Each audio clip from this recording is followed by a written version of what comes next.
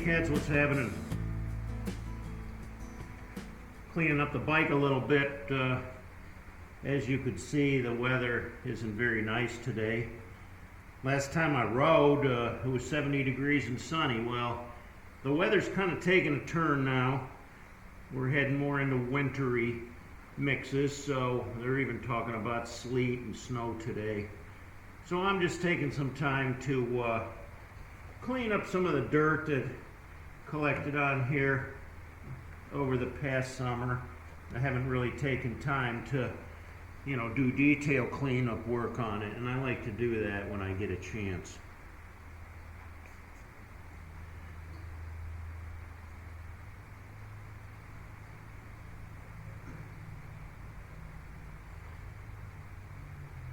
Some of you may ask, why am I loyal to Harley Davidson?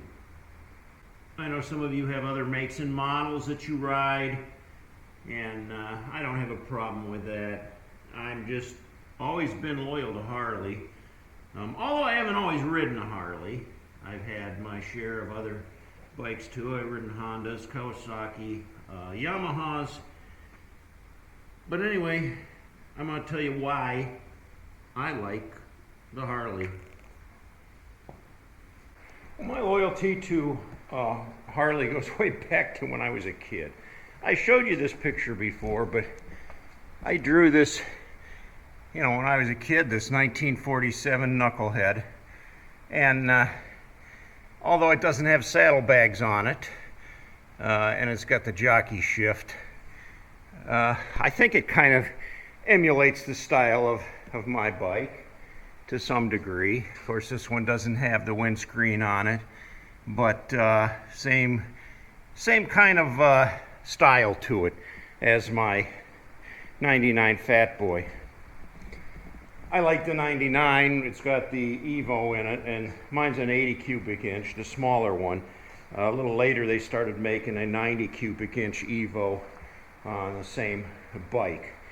But this Evo has been very dependable for me. I mean, it's mostly the carburation that causes the problems with these, and I've monkeyed around with it a little bit. I had water in the float bowl one time, and had to make a couple other little adjustments on it, but it runs pretty strong, and it gets it gets V and I around anywhere we want to go. So why am I so loyal to it? Why am I so faithful to it? I don't know. I guess just because of the American heritage of the Harley. I'm kind of a patriotic guy, and I know you're going to argue, well, Harley, they make all of their parts in Japan or whatever. Harley Davidson and Indian were some of the very first American-made motorcycles. I think there was another one or two, but they were the predominant manufacturers of motorcycles in the U.S., and it kind of grew from there. And the Harley Davidson style was unique. And the most unique thing about Harleys are that they kind of create a community too. There's a group of bikers that ride Harleys that kind of cling together, and it's almost a lifestyle of its own. It's kind of strange, but it actually is. So that's kind of what drew me to it. I have a brother.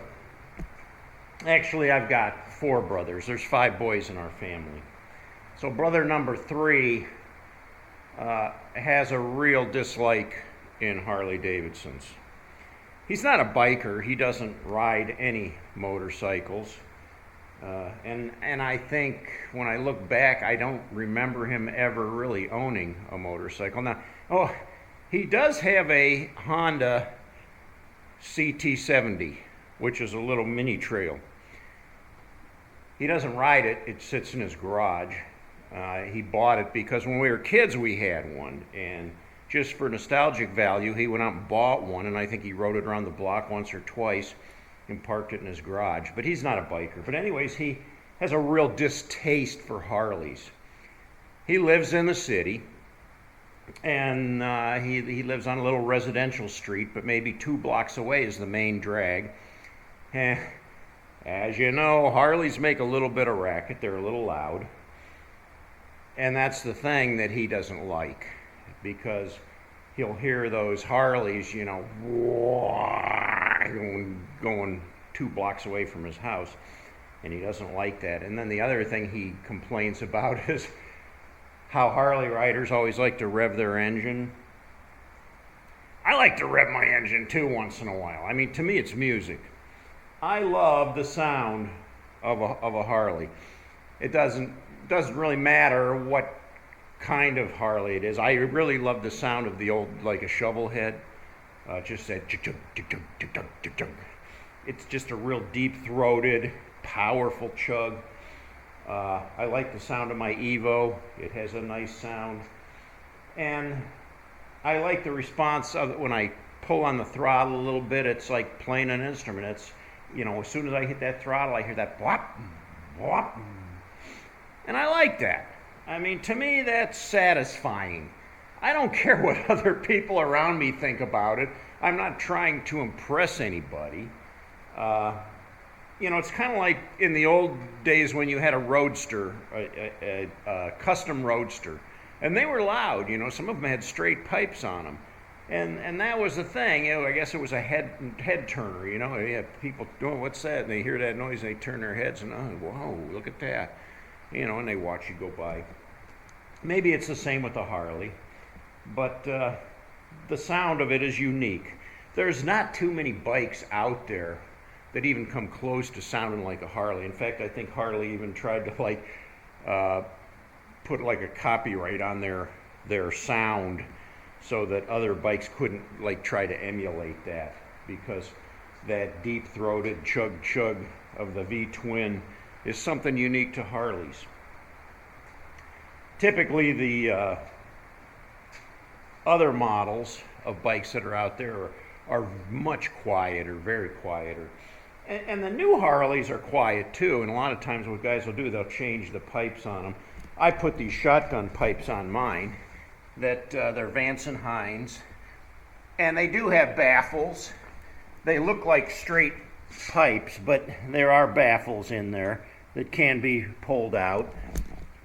And when that happens, it's very loud. But when you take the baffles out, it also releases the back pressure on the motor, and you'll get a little different. It can actually burn the valves or do other damage to your motor. So you don't really want to run it very long with the baffles out. I actually rode from Ohio all the way to Washington, D.C. with my baffles out. And the people that I rode with, the other members that were riding with me, were not very happy when I got in front of them. They made me stay at the back because the noise coming out my pipes was loud enough that it was very annoying to them, and they were riding Harleys too. So yeah, the sound is very unique, the style is very unique. That's what I like about the Harleys. Dependability, like anything, you know. I mean, people say, oh, you know, I got a Harley, it's always going to be broke down on the side of the road. Well, that's not also true. You know, the other makes and models of bikes, aside from Harleys, might be a little more dependable. They might run longer with less issues. I don't know. I've worked on all of them. I've had breakdowns with all of them. Honda, Yamaha, whatever I owned, I had to work on them. And they weren't always the easiest bikes to get started either. But this thing starts up all the time, pretty easy.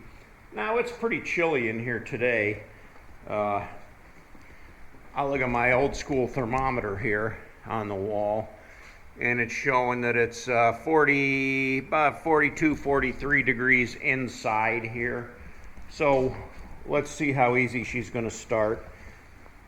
I'm going to pull the choke out there, and I'm going to crank the throttle a couple times. Now that's typical, and then I have to crank some more fuel in there.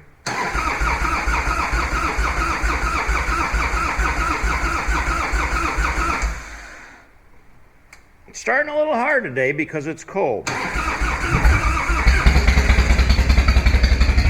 There you go.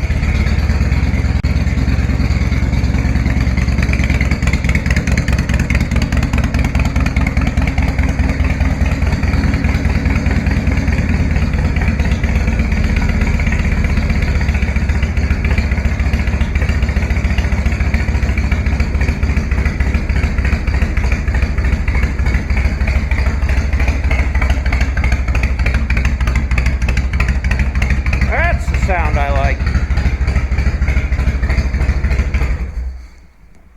So yeah, now normally it would start up much quicker than that, but when the temperature's down, the oil gets a little thicker. It doesn't crank as fast, and it just takes a little more while. Now, if the temperature goes down into the 30s, that oil gets real thick, and it's not going to start up like that.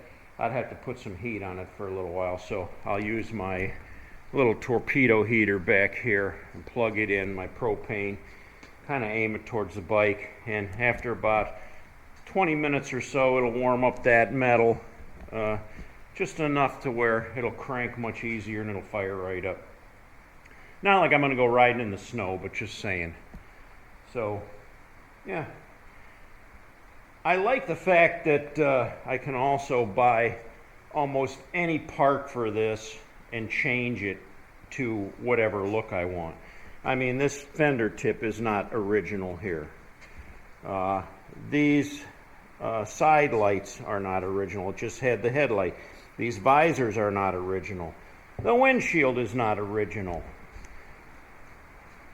The finger grips are not original. They're different. My throttle grips are not original. The gas tank is not original. So the saddlebags are not original. The seat is not original. A lot of changes on this bike.